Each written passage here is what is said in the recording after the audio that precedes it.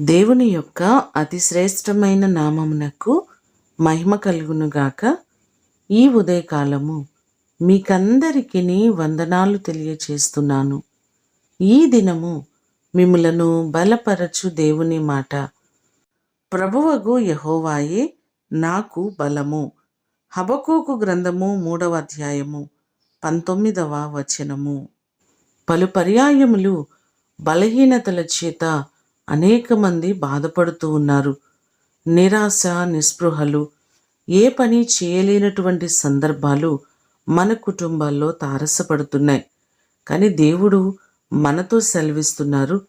యెషయా గ్రంథము 12వ అధ్యాయము 2వ వచనములో చూస్తే, నేను భయపడక ఆయనను నమ్ముకొనుచున్నాను, యెహోవాయే నాకు బలము అనే మాటలు బైబిల్ గ్రంథంలో మనకు కనబడుతున్నాయి. ఆయనను నమ్ముకొని మనం ఎప్పుడూ సిగ్గునందవలసిన అవసరం లేదు.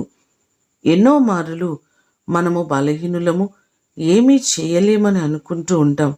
కానీ మనము నమ్మి ఆరాధిస్తున్న దేవుడు బలవంతుడైన దేవుడు. ఆయన మనకు బలమును అనుగ్రహించేవారు.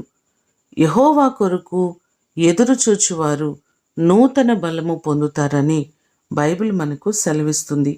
దేవుడు మిమ్మలందరినీ ఆయన కృపచేత బలపరిచి ఆశీర్వదించునుగాక. ప్రార్థన చేసుకుందాం.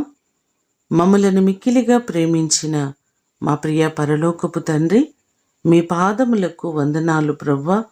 మమ్మలను బలపరిచే దేవుడు మీరే. మా ప్రియులెల్లరినీ జ్ఞాపకం చేసుకుని, ఎంతోమంది ఎన్నో బలహీనతల చేత బాధపడుతున్న వారు ఉన్నారయ్యా. ప్రతి వారిని మీరు బలపరచండి. వారికి సంపూర్ణమైన ఆరోగ్యములను, క్షేమాన్ని మీరు కలుగ చేయండి.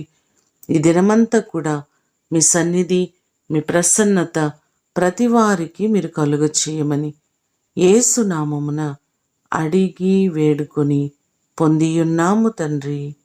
ఆమేన్. దేవుడు మిమ్ములను దీవించునుగాక.